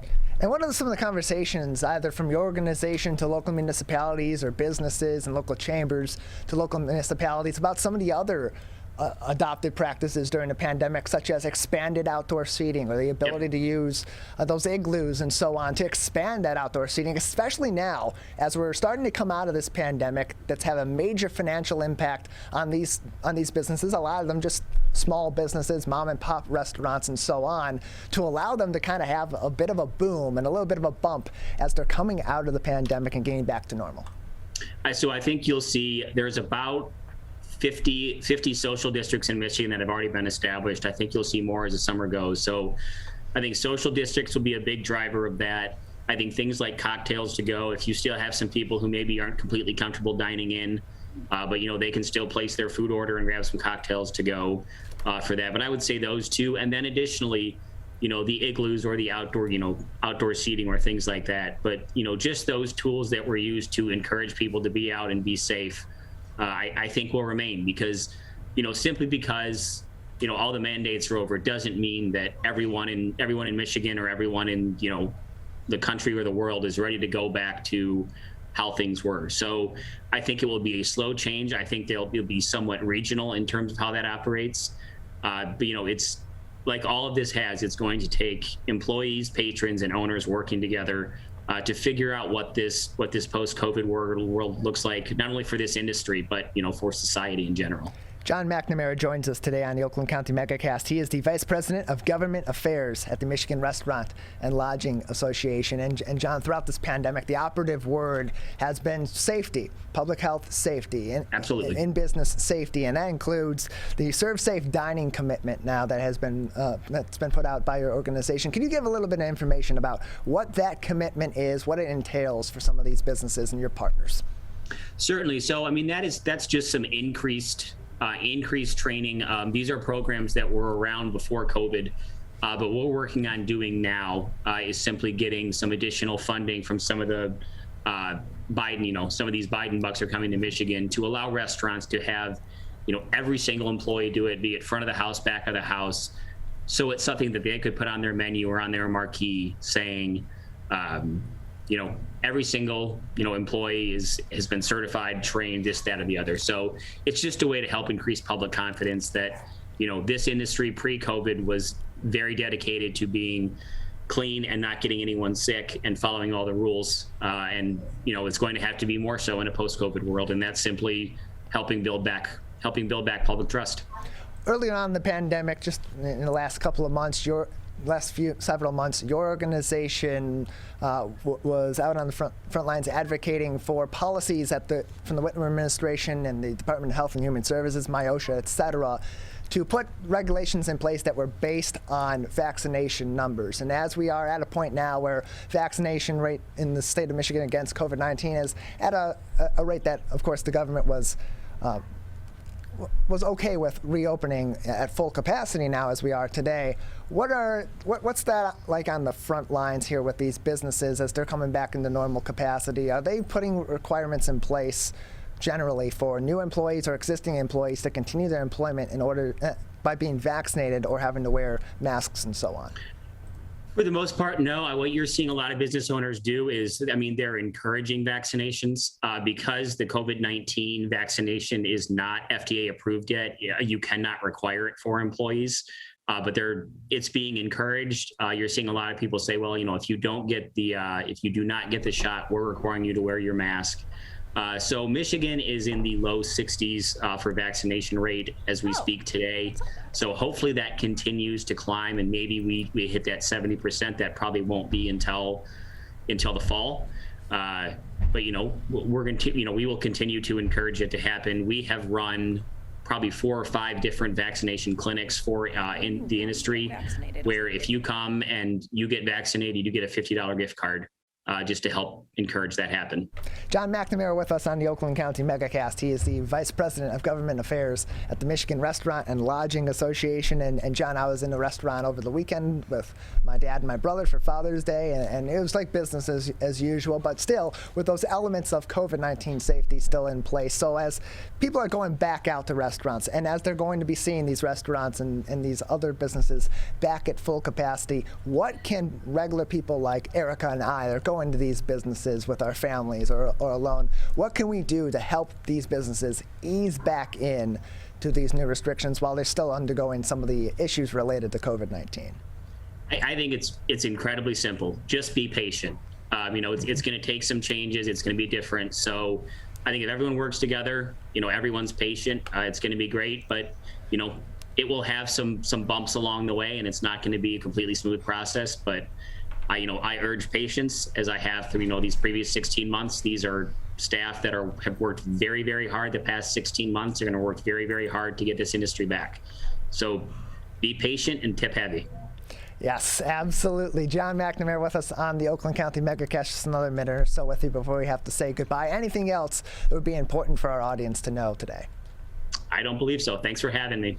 We appreciate having you on. John McNamara, the Vice President of Government Affairs at the Michigan Restaurant and Lodging Association, as restaurants, lodging, other businesses all throughout our state no longer have capacity limits or mask mandates in place. Of course, each business is going to have its own individual rules, and like John said, be patient and be kind to these businesses. They've had a rough road here, and they're now coming back stronger, hopefully, than ever, and they need our help along the way. We're going to take a quick break here on the Oakland County Megacast. A lot to get to here in the remainder of the program, and coming up next, we got another couple of great interviews. We're going to be speaking to a local farmer here on the show, O'Hagan Farms, coming up next here on the Oakland County Megacast.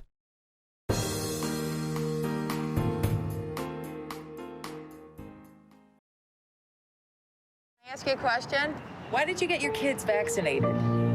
It was hard for them to social distance, to be isolated from their friends. I want them to get back to school and sports games. So as a pediatrician, I recommend the vaccine to everyone I know. The boys lost a former teammate and classmate who was only 20 years old. It's been a devastating year. We want to get back to normalcy. Our daughter is really looking forward to being with her friends, being a kid. Can I ask you a question? Why did you get vaccinated? I'd like to go to these school dances and spring break to have fun. I want to be in person for college next semester. I want to get out of this pandemic. I wanted to protect the people around me. Why did you get vaccinated? Because I'm really looking forward to hanging out with my friends. I just want to go to a show, dance around, not have to worry about anything, feel like I'm free again. So we can not miss out on the best years of our life. People are getting out to walk and bike in higher numbers. More vulnerable road users and higher speed traffic can be a dangerous combination. Crash severity has increased, so if you're driving, be sure to slow down and look for people. There's no need to speed. If you're biking, ride with traffic. If you're walking, avoid stepping into the road if possible. If you have to walk in the street, walk facing traffic. Learn more at walkbikedrivesafe.org.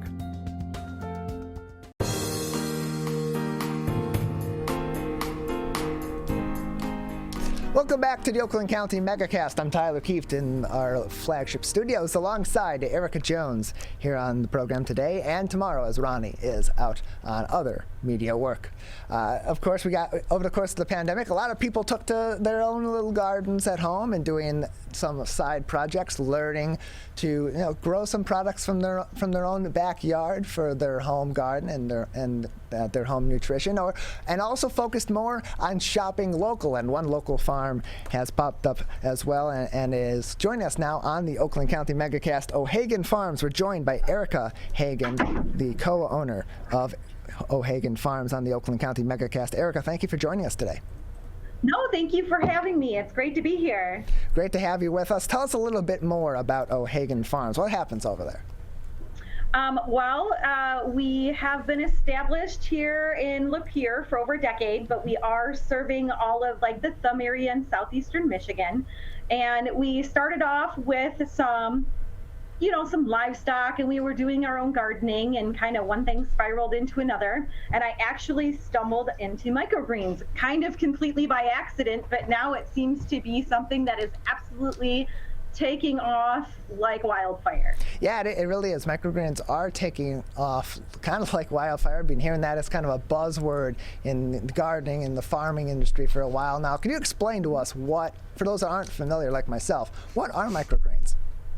Okay, so microgreens are the baby tiny version of the adult plants that we already eat, the adult fruits, vegetables, and herbs that we already consume in your diet. And because of the immaturity of the plant, it has all that nutrition that was jam-packed into a seed to grow the adult plant.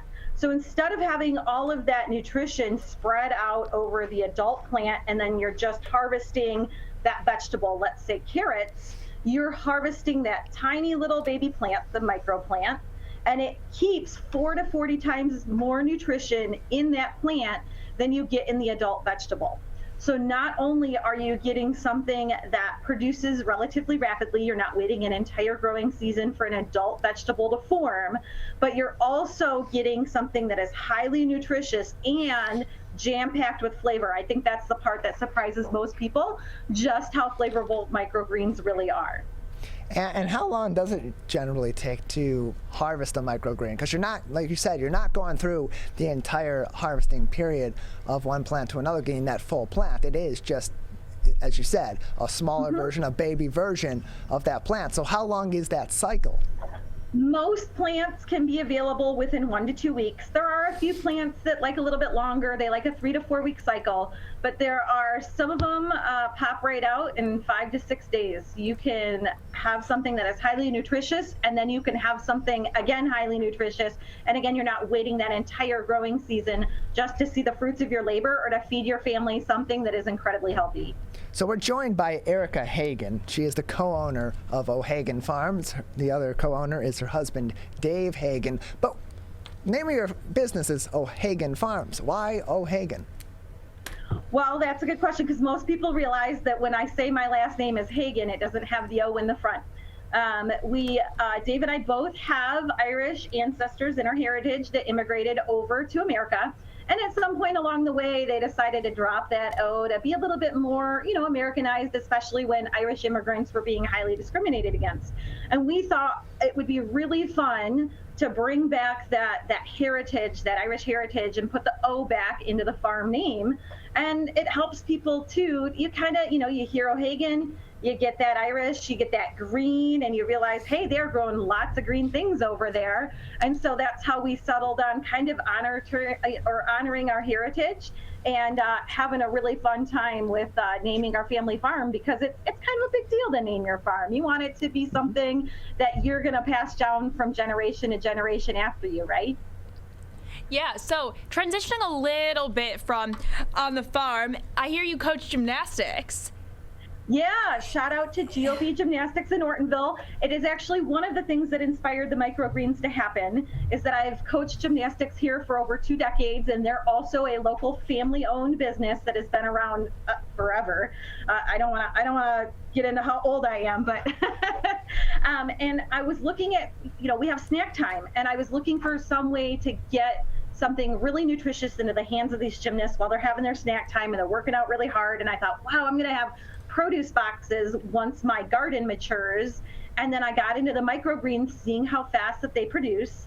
So now I've actually brought them into gymnastics, and the girls love them. Like, actually, most parents are extremely surprised. Kids that don't eat vegetables eat microgreens. Kids that like to eat vegetables also eat microgreens. So it's kind of a win-win. I'm providing this extra nutritional benefit to these gymnasts, and I'm also getting the word out there for everybody to know that there is something they can add to their diet that is a win-win for everybody. Erica Hagen joining us on the Oakland County Megacast. She is the co-owner of O'Hagan Farms, O'Hagan Acres. My apologies. I realize I've been calling it O'Hagan Farms. It's O'Hagan Acres. Well, what am I doing? It's a farm. It is, but I don't get the name right. It's right there on my paper. I don't know what I'm doing. It's okay. I'm a professional. Erica Hagan from O'Hagan Acres joining us here on the Oakland County Megacast. Now, Erica, of course, you have an 8 to 5 during the week. We just mentioned it. You're working at GOB Gymnastics up there in Ortonville, you said. And so you're doing this on the side. That's like, I would think that's a pretty big undertaking, no pun intended, with, of course, you doing microgreens. Yeah, everybody's got to start somewhere, right? And if you're waiting for the perfect time, there's never a perfect time.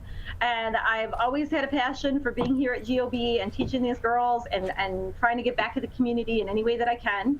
And this just adds the value to that. It adds the value to my farm and getting that fresh produce out, and then I can get it out to everybody. I mean, I honestly can't think of a single person that has tried microgreens that doesn't like them, that doesn't find them nutritious, and it really complements everything else we have going on our farm with our other livestock, our farm fresh eggs, and the other produce that we have seasonally available. So you talk about some of those products, because it's not just the microgreens. Of course, that's the main focus that we've been talking on today, and that we want to get the audience informed about from O'Hagan Acres. But you also have other products as well. Can you tell us a little bit more about those? Sure. So we are lucky enough to have the acreage we have chickens, we have cows, we actually have Highland cows, which are, they're hairy and they have horns. So a lot of people see them and think like, oh my gosh, those people have yaks.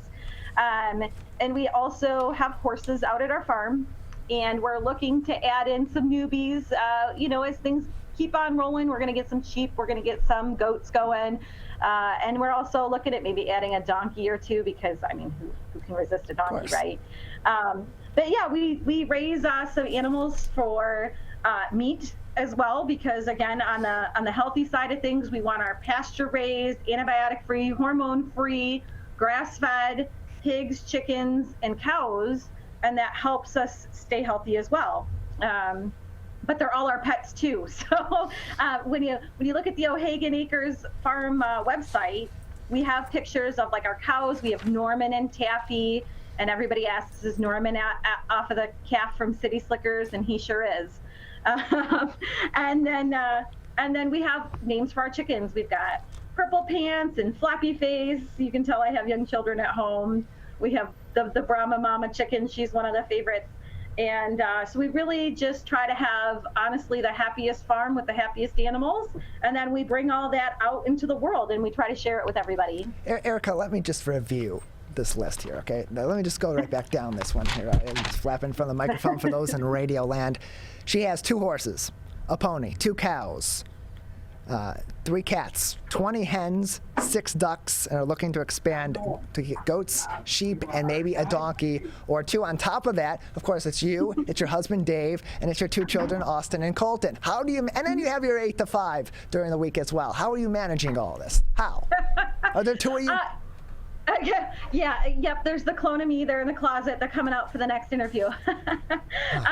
No, again, when you're passionate about something and you're excited, you find the time. You find it's just so filled with love and energy. I love teaching my kids about enjoying the farm and how it can be helpful to the community, and also how it can be sustainable for them and possibly their future income as well. So I just think it's too important to keep it to myself and just to let it sit there. So when you're excited and you love to do things, you absolutely find the time to do them, and then it's even better when you can share it with other people, right? Yeah. So what did inspire that passion in this for you, and then to not only just have the passion for it and take an interest in it, but then expand that out to do a full-on business? Well, I grew up on a farm. My parents, we've always had horses on our farm. We've been out in the country.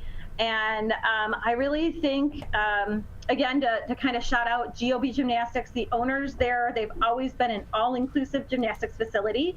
And I think I took a lot of inspiration from them on how to give back to the community, be inclusive of everybody in the community, how to really pull everything together. And I've always had a natural drive. I like helping people. I like watching people thrive and succeed, and it just all kind of come together in this perfect storm. And we've been talking for years, Dave and I have been talking for years on how we can, maybe do something with our farm. And like, I grow a lot of produce every year and it gets fed to our animals as well, but I have extra. What are you going to do with that? Do you throw it away? Do you let it go to compost? Well, you can get it to people. And then stumbling upon the microgreens and figuring out that people don't know what they are, and people need to know what they are. They're so good for them that I just decided that I got to jump in. I got to jump in and get this out to people, and that way I can help everybody, right? Erica Hagen joins us on the Oakland County Megacast. She's the co-owner of O'Hagan Acres with us on the program today. And Erica, if people are looking to get some microgreens, learn more about these products, interact with you and with other local farmers as well, what are some of the places they may be able to find O'Hagan Acres products?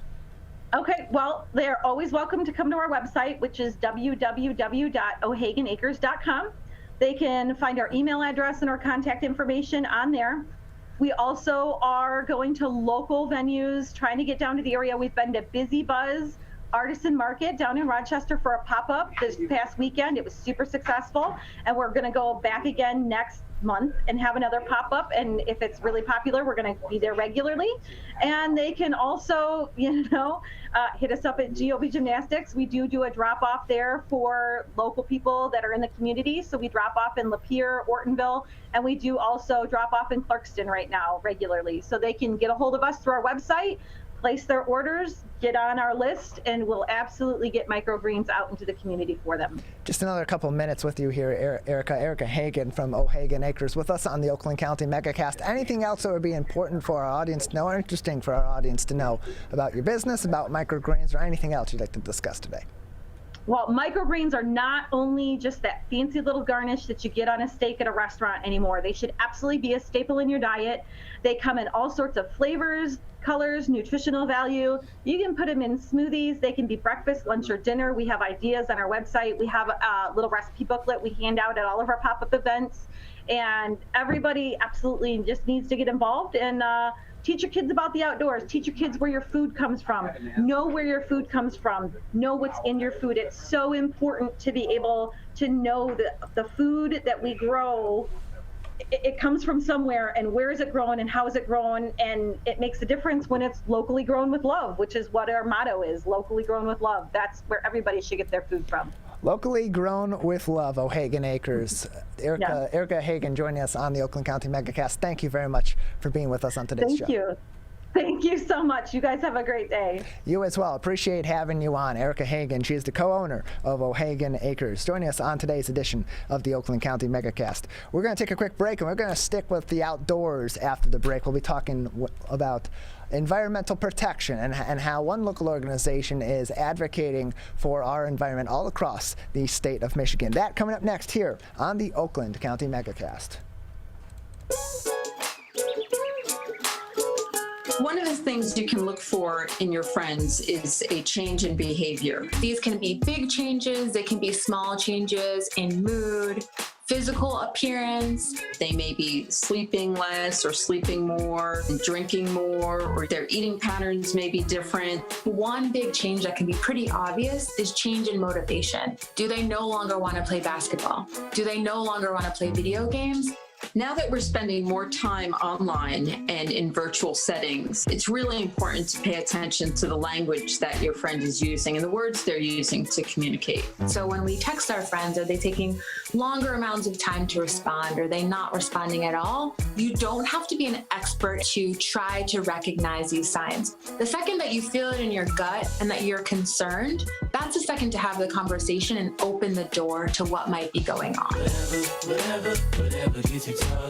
Today, it is easier than ever to join Michigan's Organ Donor Registry and help build a bridge of hope for organ, tissue, and eye donation. Just one person can potentially save or help improve the lives of up to 75 people. By joining, your legacy could be the gift of life. Sign up today at michigan.gov/SOS or at any of the more than 145 Secretary of State self-service stations located across Michigan. Be part of Michigan's Bridge of Hope by adding your name to the Organ Donor Registry. Who is struggling right now? I am. My son is. Many are struggling with anxiety, depression, and substance use. Before it becomes a crisis, reach out to MyCal, the Michigan Crisis and Access Line for free confidential support 24/7. Available in the Upper Peninsula and Oakland County. Just call or text 1-844-44-MyCal or chat online at michigan.gov/MyCal. A message from the Michigan Department of Health and Human Services.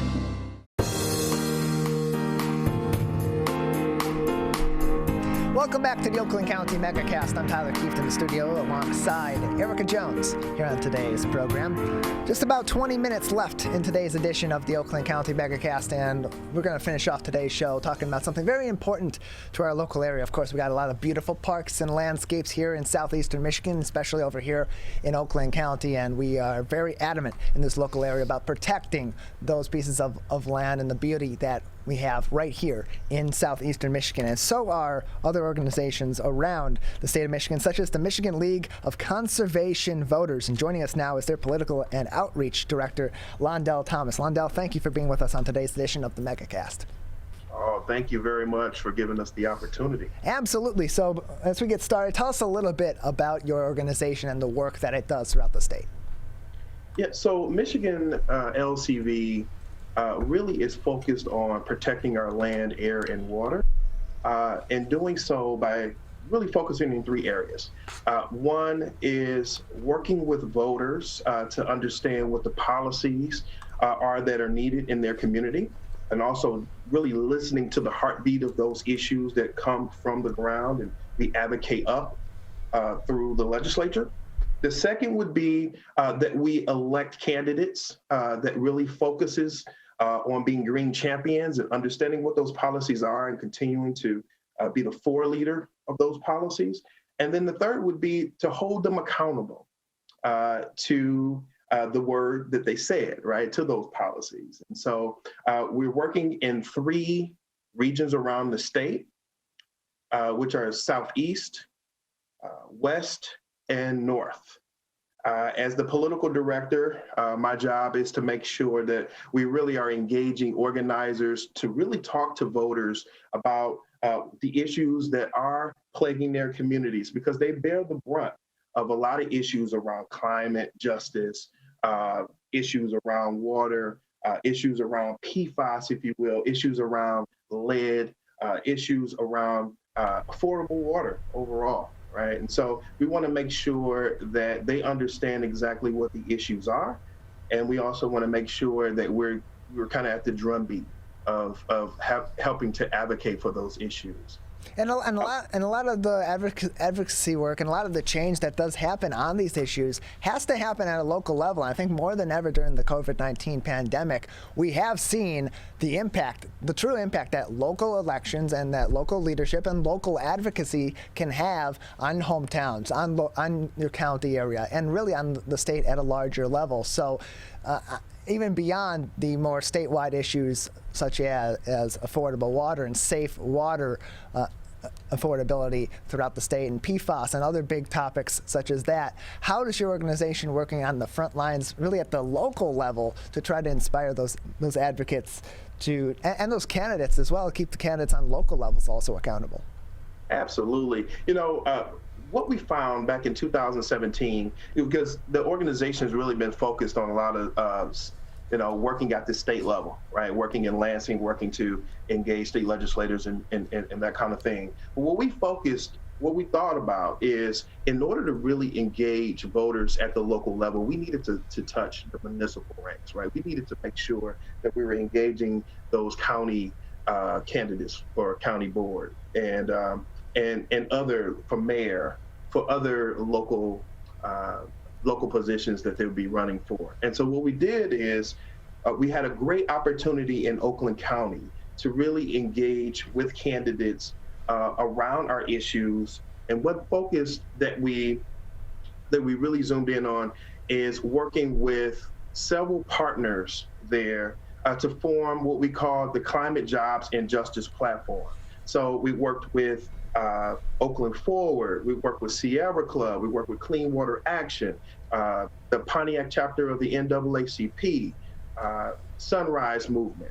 And we basically formed this 5-point plan for infrastructural improvement and sustainability, helped us with transit and making sure that we're moving the policies into the future there. So really excited about that work that ended up translating into a C4 project that we engaged called the Vote Oakland County Green.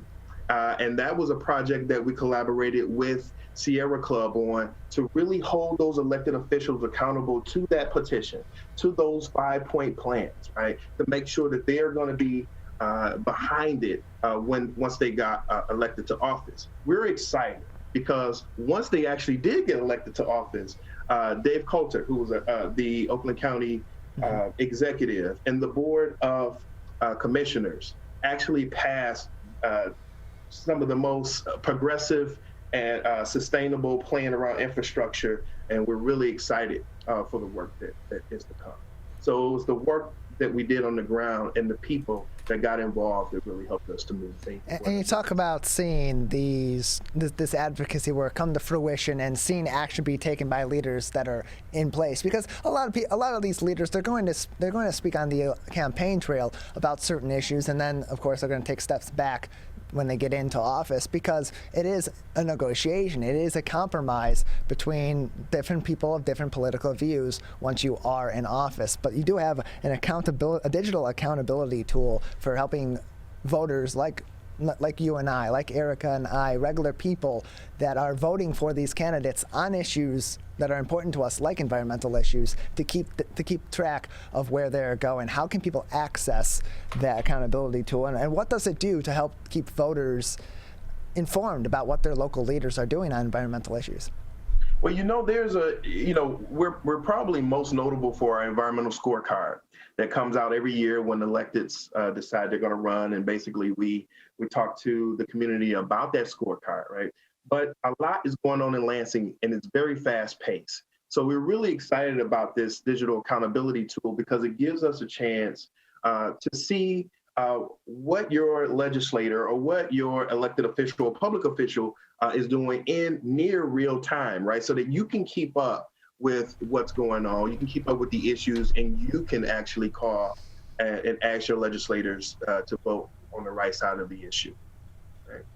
So if they want to access that tool, they basically will go to MichiganLCV.org, MichiganLCV.org, click on the right-hand side of the menu to the Get Involved tab, and you'll be able to access everything you need from there.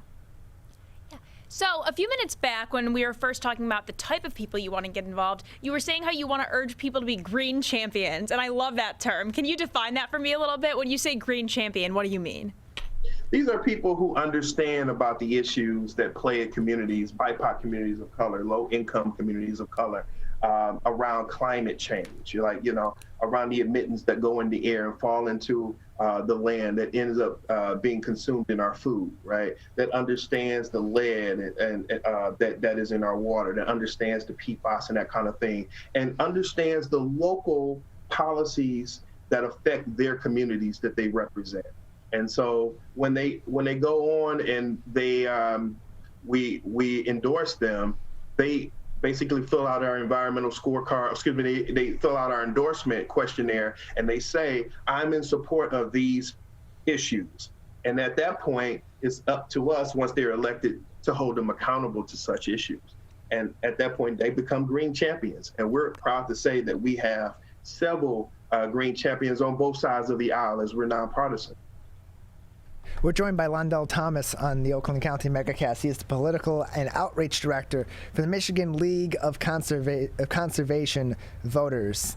You can find more at MichiganLCV.org on their organization. And Londell, you talk about some of those more micro issues at the local level and at the regional level here in the state of Michigan. We've been hearing ad nauseum about some of the more macro levels like PFAS and so on. But you mentioned focusing on some of those issues that are more local and are more directed at climate change issues that particularly affect communities with large minority populations, Black, Indigenous, people of color populations. What are some of those issues that maybe we aren't seeing in other communities, that other communities in our local area here may not be focusing on because it's not necessarily something that's directly in front of them, but definitely impacts them because it impacts their neighbors? Well, one thing about it, I don't care what side of the aisle you're on, we have issues that tie us both together. So many of these issues are all the same, pretty much. If you're talking about BIPOC communities and low-income communities, we're talking about issues that range all the way from water affordability, unfair shutoffs, to lead that is in their water. So of course, you got over 11,000 PFAS sites all across the state. But specifically, like in Detroit, I remember growing up playing basketball on a crate rim. That takes me back to the 80s, everyone. And I remember going to take a nice drink out of the faucet, right? And I drank that water, and it was the greatest water ever to me at that point. But there was lead in it, and there's lead in it today, right? And so we are consuming that regularly. That is causing cancer. It's causing all types of health implications. So we also want to make sure that we draw the correlation between not just it being about climate, or not it just being about issues with land, air, and water, but also that this is a health matter as well. So if we could get around that, then people can probably be a little bit more sympathetic when it comes down to the importance of common sense policy around this stuff. And water has been such a major environmental issue throughout our state for years. I mean, we're surrounded by water here in the Great Lakes state. And on top of that, we've had mounting issues regarding water. Most notably, of course, is the Flint water crisis. And Flint still does not have clean water at this point in time. And then you take into account COVID-19, and people have been struggling during the COVID-19 pandemic because of job loss, because of wage cuts, whatever the case may be. And we've seen some precautions being taken by governments over the course of the pandemic to prevent water shutoffs and prevent people from losing access to clean water. That's a vital part of day-to-day life for every human being on this earth, and should be available to everybody. What is your organization doing right now as we're starting to see these precautions and the pandemic being kind of coming to its close here in the U.S. and definitely here in the state of Michigan, especially today, as some of these precautions that were in place for businesses have been lifted? What is your organization currently focusing on in terms of advocacy for people that are still going to be affected by these bills coming up? They're due, their water might be shut off, and they might have access to something that's absolutely vital to themselves and their families in summer in Michigan. Well, that's a great question. Well, one thing I do want to highlight is we talked a little bit about really engaging around the municipal side of it, but also the federal side is just as important, as we're talking about a possible $2 trillion package for the American Jobs Plan that we're excited to have invested staff and time and resources in to make sure that we're educating the community around how important it is to make sure that we receive those funds. And also, we've spent quite a bit of time of engaging. When we talk about accountability, our federal lawmakers, our state lawmakers, around why is it important that we get on board and that we sign up and actually support the American Jobs Plan the way that it is, right? Because we're talking about jobs, right? We're talking about union jobs, good paying jobs, plumbers, roofers, welders, engineers, cement layers, just to name a few. So really excited about that. And just one other point, we really are excited about, not having unfair water shutoffs in the pandemic. But what we found is that there's still a little bit work to do on a municipal level, because basically those bills were not necessarily wiped clean for people, right? They basically are accruing, so that now you just are on a plan to pay back an astronomical amount over the time of the pandemic. It's not that it's just wiped clean. So there's still a little bit of work to do, and we're really excited to be working with partners on the ground to help bring some accountability around it. Londell Thomas joins us on the Oakland County Megacast. He's the Political and Outreach Director for the Michigan League of Conservation Voters. And you mentioned the American Jobs Plan, which is being proposed at the federal level, a major, sweeping, multi-trillion dollar American infrastructure plan that has been proposed. How would something like that being passed as is, as you mentioned, you're advocating for it to be passed as is, what kind of impacts could that have on the state of Michigan, and then trickling down have impacts on the local and municipal level here in our local area?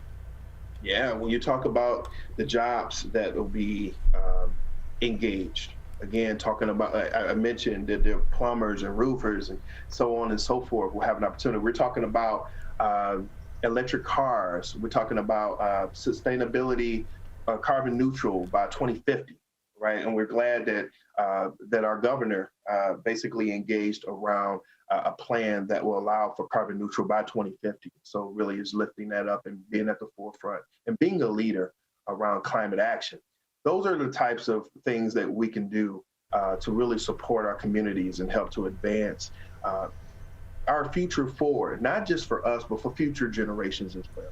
And it's not just jobs that this has impact on, because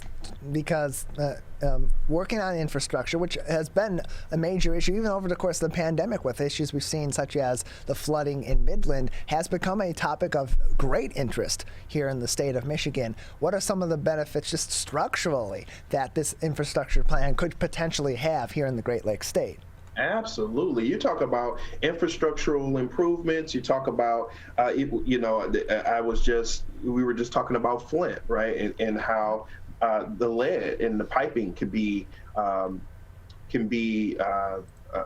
readjusted so that we can make sure that people can have clean drinking water. That's really the focus here.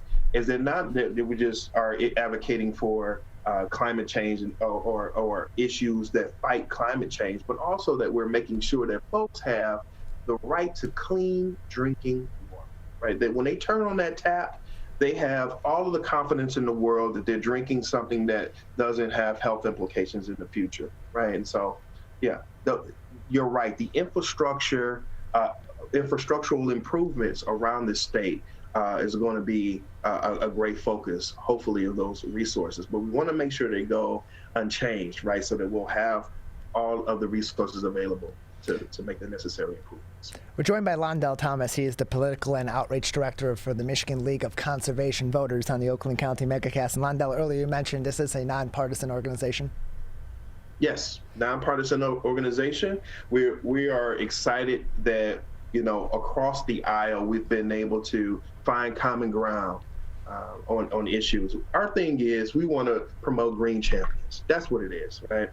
And so, organizations and elected officials and candidates that can wrap their mind around this early on as we're in the endorsement process, we're in full support of. And we all know that changes need to be made for the benefit of all of us and for the benefit of our environment as well. So for those out in our community, in our viewing area, those watching us online on demand after the fact on civiccentertv.com and on YouTube, how can they find out more about your organization, maybe even get involved or learn more, at least about the candidates and the political leaders in their local area and how they are taking on these issues? Yeah, actually, I'll give out the website again. You can go to MichiganLCV.org, MichiganLCV.org. Click on the right-hand tab up at the top and, on Get Involved. And then, let's get you signed up and you'll hear from us soon. Londell, thank you very much for joining us today. Just another couple of minutes. Anything else that you'd like our audience to know or would it be important for them to know before we say goodbye? I just want to say on behalf of our executive director, Lisa Wozniak, thank you very much to Civic Center TV for giving us the opportunity in this platform. Again, the more time that we're able to have with the community to talk through these issues, to educate on the issues and why it's important, it's very important that we do so. So thank you so much again. We appreciate having you on. Thank you very much. Londell Thomas, he is the Political and Outreach Director of the Michigan League of Conservation Voters, joining us here on the Oakland County Megacast. And the work that these organizations do, Erica, these nonpartisan organizations, whether it be like the MLCV here or other organizations such as the League of Women Voters that are nonpartisan, that are keeping an eye on these candidates and helping to point voters in the right direction, are so vital, especially as we come into major election years, which is really any election year. And on top of that, as we are coming out of a pandemic where we have seen more than ever before, really, that leadership, especially on the local level, is so vitally important. Yeah, absolutely. And it's great and that I can't talk to gain this perspective and that we're having these conversations, because the organizations that we talk to and the conversations that we're able to have and topics we can really unpack aren't always the top headlines, but they're so important for people to know and for really just to educate people on, especially in our local community. Yeah, and in the case of the MLCV, we have so much great local landscapes and wetlands and woodlands over here that are impacted by these decisions. And on top of that, our neighbors right here in Oakland County, in Wayne County, and in other places throughout the state that are heavily affected by these issues, particularly in the case of infrastructure, most notably with the water issues, especially in Flint and in parts of the city of Detroit. It is having a huge impact here in our local area. So you can learn a lot, and we also need to be keeping our candidates accountable, because a lot of them are running on these issues and are getting elected by saying we are going to work on fixing these issues and fixing it for people that are in the absolute worst positions because of the neglect to some of these systems. We have to hold them accountable. That is going to do it for today's edition of the Oakland County Megacast. Just about 30 seconds before we say goodbye, I'd like to thank all of our guests for joining us today on the program, as well as everyone on the crew back behind the scenes here, helping us get the show on the air and keep it on the air each and every day. Larry Nyland, our Zoom producer each and every day, connecting with the guests and getting them ready for the show. Jake Kustash, our booking producer, and of course we'd like to thank everyone else involved here at Civic Center TV, at WBFH, and at Birmingham Area Municipal Access. That is it for today's edition of the Megacast. We'll be back tomorrow at 10 a.m.